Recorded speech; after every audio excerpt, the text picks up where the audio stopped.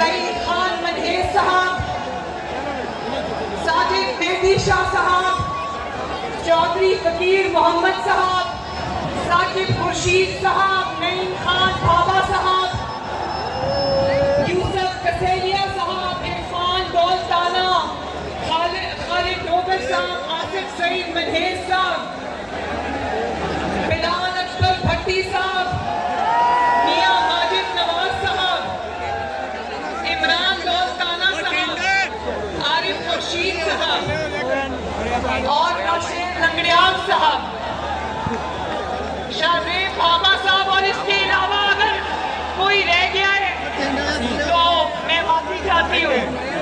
बिहारी वालों, 9 मई को जो वाकया सामने हुआ था हमारे मुल्क के साथ, मेरा दिल बहुत जला हुआ है, मेरा दिल खून के आंसू रोता है। इसलिए मुस्लिम लीग नून के नौजवानों का आज का इज्तिमा पाकिस्तान के शहीदों के नाम करती हूँ मैं।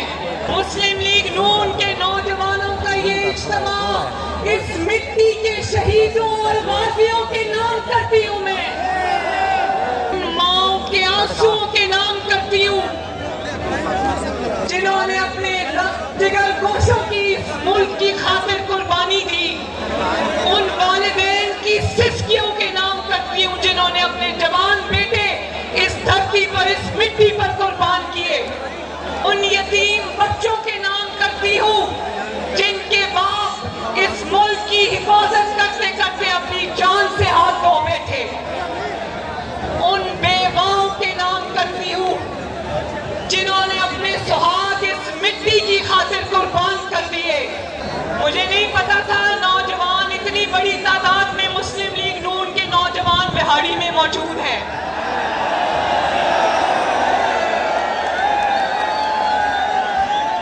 मुझे लग रहा था कि मुझे यूथ कन्वेंशन में बुला रहे तो हो सकता है कुछ यूथ हो, कुछ ढेर उम्र लोग भी हो, कुछ बुजुर्ग लोग भी हो, मगर यहाँ तो 90-95% माशाअल्लाह नौजवान खड़े हैं। जिनकी उम्र 30 साल से कम है वो हाथ खड़े करें। ये जीतेंगे। नहीं सच बताओ, 30 साल से कम उम्र नौजवान हाथ खड़े करो। क्या बात है, माशाअल्लाह। नौजवानों, ये मुल्क आपका है। इस मुल्क के वाली वारिस आप हो। इस मुल्क के फैसले आपने करने हैं। इस मुल्क की तकदीर अल्लाह ताला के बाद मेरे नौजवानों के हाथ में है, मेरे बच्चों के हाथ में। वो मेरी खवातीन खड़ी है, यंग लड़कियां खड़ी हैं, उनके हाथ में है। इस मुल्क के तरक्की के दामन आप लोग हो। इस मुल्क की बात आप लोगों ने संभाल ली है। लेकिन जरा सोच के देखो, जरा सोच के देखो कि वो भी नौजवान थे, वो भी जिन्होंने अपनी जवानियां इस मुल्क की खातिर, इस मुल्क की हिफाजत की खातिर, इस मुल्क की सरहदों की हिफाजत की खातिर, आपकी खातिर जिन्होंने अपनी जवानियां सरहदों पर इस मिट्टी की खातिर कुर्बान की।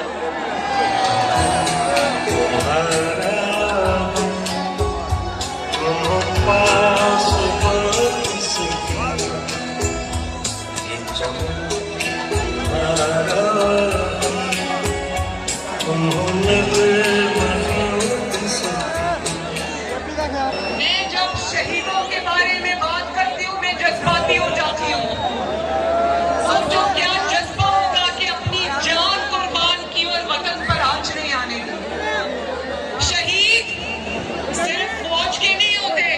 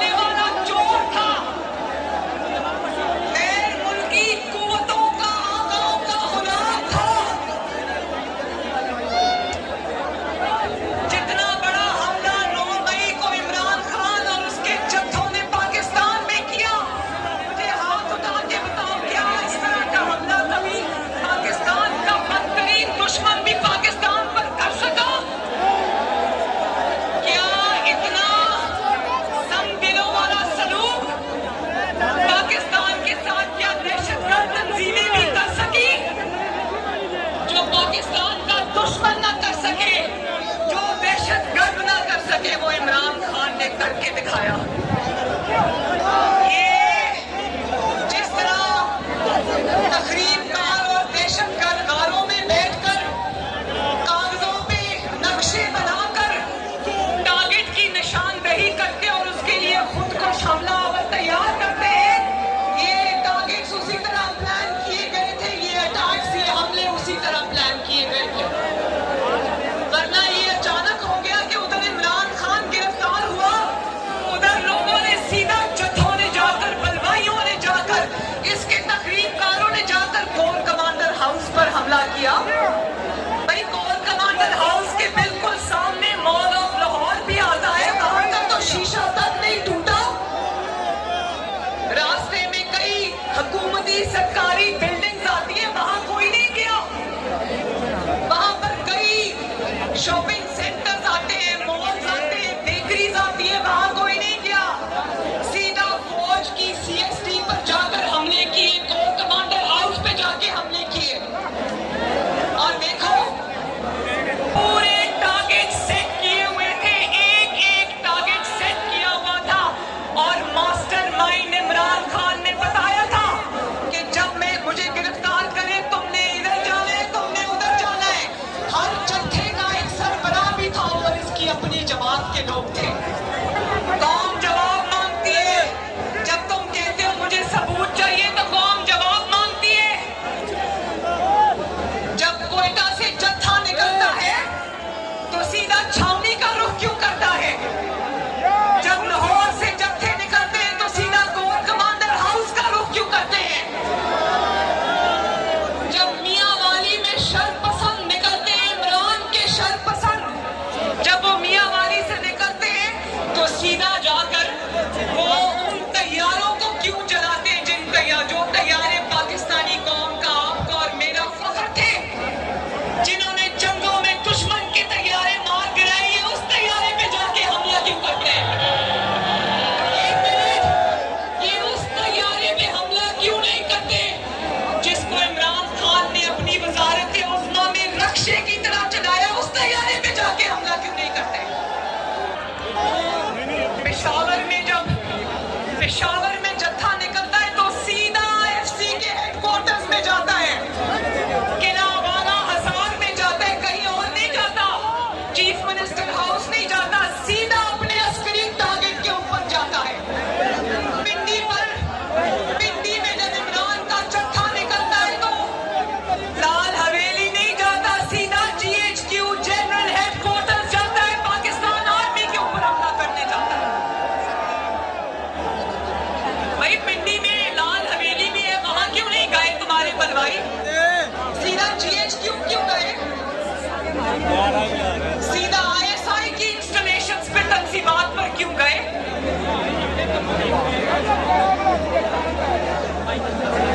मैं एक बात अपनी कौम को बता दूं, अपने अवाम को, अपने नौजवानों को बता दूं, ये हमले जो थे ये पाकिस्तान की फौज पर हमले थे, ये कहीं और हमला नहीं था, ये पाकिस्तान की फौज पर हमला था। हमने भी जनरल बाजवा और जनरल फैज के खिलाफ हमने भी स्टैंड लिया था, लेकिन नवाज शरीफ आपके लीडर, क्योंकि वो इस मिट्टी का बेटा है,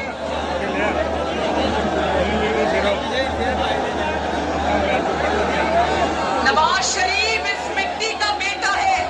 उसने कहा जनरल बाजवा कौम आपसे जवाब मांगती है, जनरल फैज कौम आपसे जवाब मांगती है, और आपको जवाब देना पड़ेगा पाकिस्तान की फौज को। मैं सैल्यूट करता हूँ। ये नवाज शरीफ ने 2020 और 19 में ये बात कही थी। इस हमले का मकसद पाकिस्तान की फौज को कमजोर करना, उसको झुकाना, उसको सरनगू करना था, उसके खिलाफ पुरतशद्दद लहर को जन्म देना था। इसका मकसद पाकिस्तान के लिए कोई खिदमत नहीं था। शर्म आनी चाहिए इमरान खान, डूब के मर जाओ शर्म से।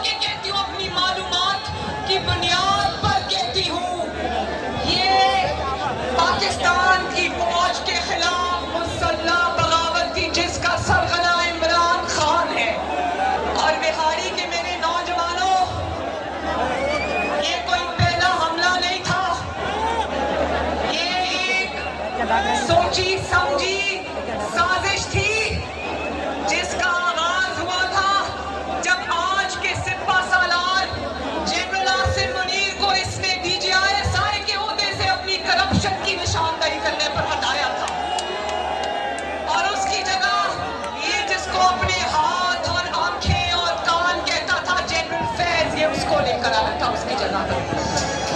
और उसके बाद अपने इक़्तिदार को दबाव देने के लिए इसने नए DGISI की तकरीरी रोकी क्योंकि जनरल फैज इसका अलायकार था, उसको ये रखना चाहता था क्योंकि 10 साल ये इक़्तिदार में रहना चाहता था। और उसके बाद जब जनरल आसिम मुनीर की बारी I chief of army staff बनने की, तो इसने कहा मैं नवाज शरीफ को नया चीफ ऑफ आर्मी स्टाफ मुकर्रर नहीं करने दूंगा। उसके लिए ये 25 मई को लॉन्ग मार्च लेकर इस्लामाबाद आया, उसका एक ही मकसद था।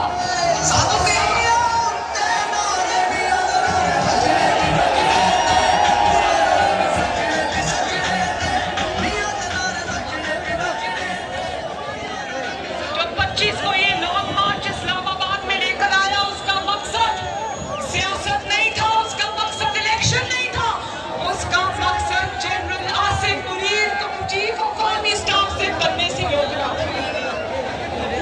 सोचो ये किस कदर साजिशी बंदा है और इसने सियासतदान का जो लिबादा है वो उड़ा हुआ है।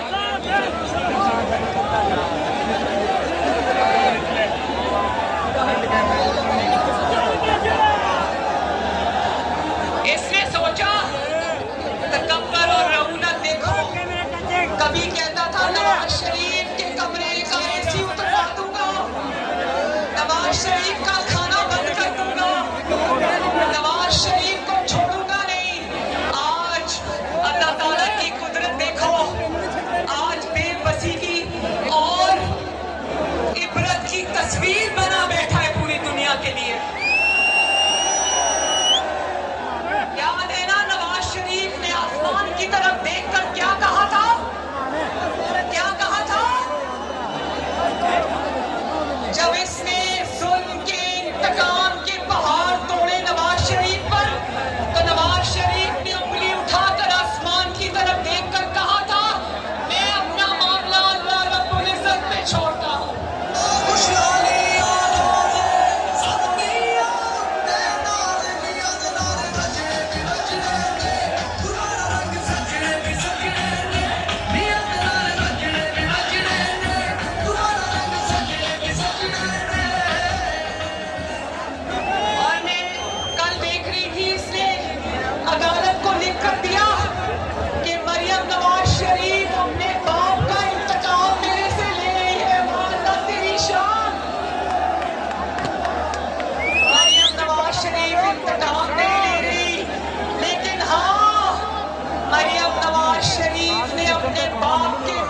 का जो झंडा उठाया था अल्लाह ताला के फजल करम से वो झंडा उसने गिरने नहीं दिया।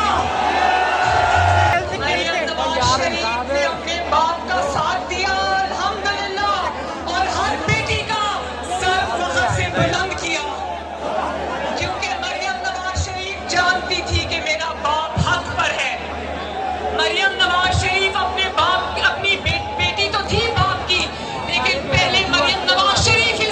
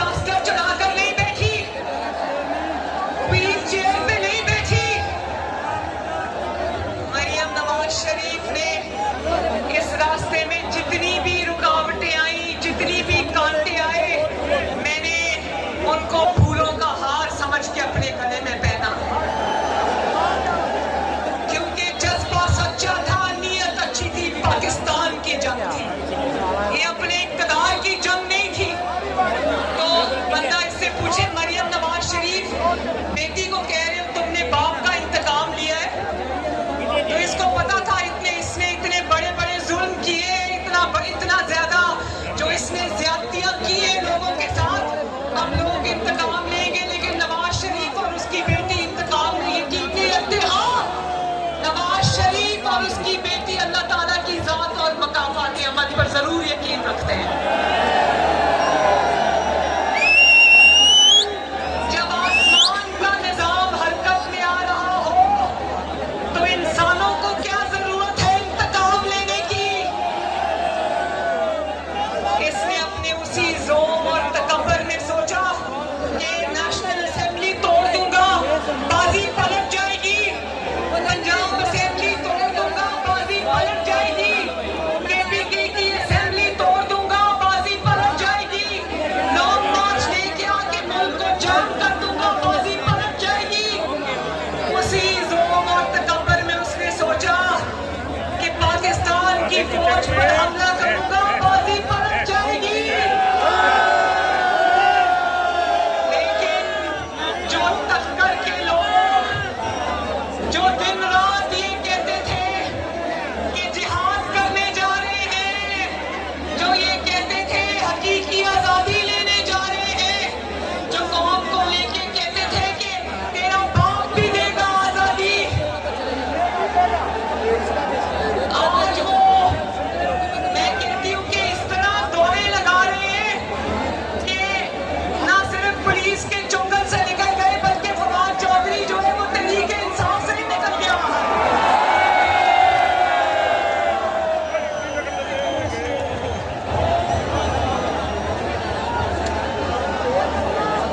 जरा वो वीडियो चलाएं ताकि आपको फख्र हो कि आपका किस जमात से ताल्लुक है और आपका लीडर नवाज शरीफ है। चलाओ जरा। मुस्लिम लीग नून की लीडरशिप अज़्मो हिम्मत का निशान। मियां नवाज शरीफ 374 दिन हिरासत में, मोहम्मद शहबाज शरीफ 340 दिन हिरासत में, मरीम नवाज 358 दिन हिरासत में, हमजा शहबाज 627 दिन हिरासत में, ख्वाजा साद रफी 462 दिन हिरासत में, ख्वाजा सलमान रफी 462 दिन हिरासत में, ख्वाजा मोहम्मद आसिफ 174 दिन हिरासत में, राना सनाउल्लाह 174 दिन हिरासत में, शाहिद खाकान अब्बासी 222 दिन हिरासत में, एहसन इकबाल 64 दिन हिरासत में, हनीफ अब्बासी 264 दिन हिरासत में, मिफ्ताह इस्माइल 140 दिन हिरासत में, हाफिज नमार 512 दिन हिरासत में, राजा कमर 218 दिन हिरासत में, कैप्टन सफर 53 दिन हिरासत में और जावेद हकीम 56 दिन हिरासत में रहे। लेकिन दूसरी तरफ चौधरी ने सियासत को छोड़ने का ऐलान कर दिया।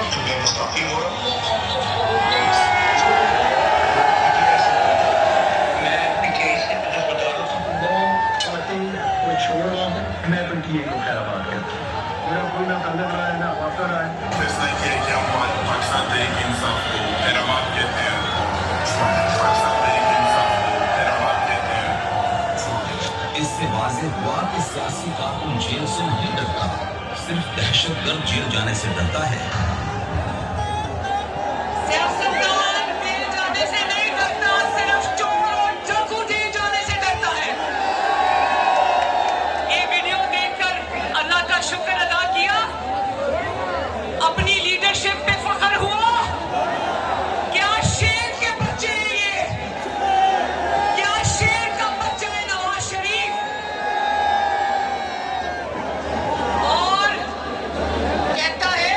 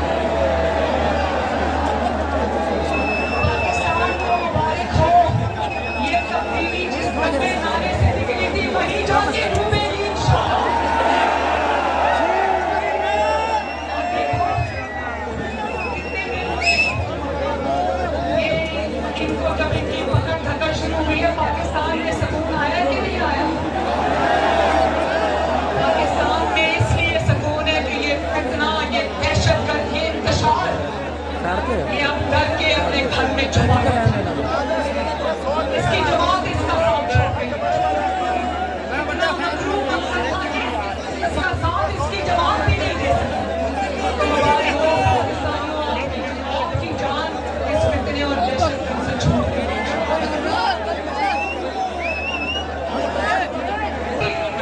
जब पुलिस पकड़ने आई तो मुंह के ऊपर काला कपड़ा डाल दिया, बुर्का डाल दिया। भाई इतना ये मकसद है तो मुंह के ऊपर डब्बे, बाल्टी और बुर्के क्यों चढ़ाते हो?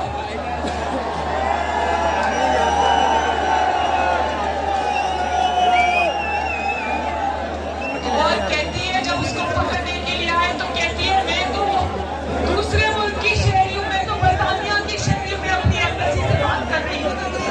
पैसे कमाने के लिए पाकिस्तान, हुक्मरानी करने के लिए पाकिस्तान, और जब कानून का शिकंजा तुम्हारी गर्दन पे तंग हो तो तुम दूसरे मुल्क की शहरी हो।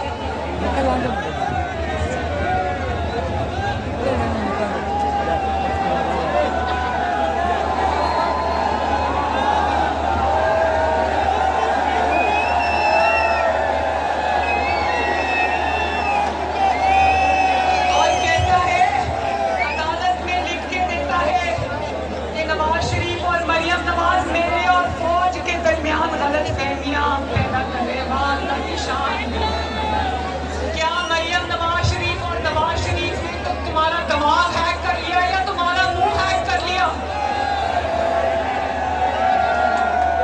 बड़े दावेदार हो मरियम नवाज शरीफ के, जो मरियम नवाज शरीफ कहती है वो भी करते हो, जो नवाज शरीफ कहता है वही करते हो। जो 9 मई को तुमने किया वो तुम्हें नवाज शरीफ ने करने को कहा था, वो तुम्हें मरियम नवाज ने करने को कहा था। आए बाएं शाएं ना करो, आओ अपना हिसाब दो इस कौम को, और कौम तुम्हें छोड़ेगी नहीं इंशाल्लाह। ना कौम तुम्हें छोड़ेगी और ना कौम उन जजेस को छोड़ेगी जो तुम्हारे सहूलतकार बने हुए हैं। आज आप देखो वो ऑडियो लीक्स आई जस्टिस उमर अता बंदियाल की सास की। वो सास कह रही है हाय राफिया, मैं तो इमरान के जलसे में गई, वहां लाखों लोग थे, पूरे हर शहर में लोग इमरान खान के लिए दुआएं कर रहे हैं। तो आज ये कह रहा था अदालत में उमर अता बंदियाल कह रहा था कि आईन और कानून, जब टैपिंग हुई, जब ऑडियो टेप्स आई तो ये आईन और कानून के खिलाफ वर्जी है। किसी को टैप करना, किसी को टेप बनाना, वो आईन और कानून की खिलाफ वर्जी है। और मुल्क और कौम के खिलाफ साजिश करना खिलाफ वर्जी नहीं है आईन और कानून की। एक चोर और दहशतगर्द का साथ देना आईन और कानून की खिलाफ वर्जी नहीं है?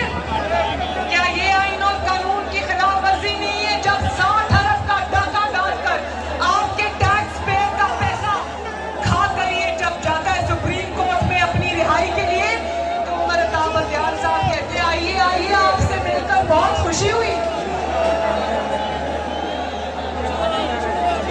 और फिर सिर्फ खुशी नहीं मनाई, इसको 1 दिन की जेल में इसके कानों से धुएं निकलने शुरू हो गए। जाके कहते हैं मैं तो 24 घंटे से बाथरूम ही नहीं गया। तो क्या बात है नवाज शरीफ की, 14 महीने अटक किले में मुशर्रफ जैसे डिक्टेटर के नीचे जेल काटी। 1 साल तुम्हारी इंतकाम की वजह से, पूरा 1 साल जेल काटी इधर कोट लखपत और अडियाला के अंदर।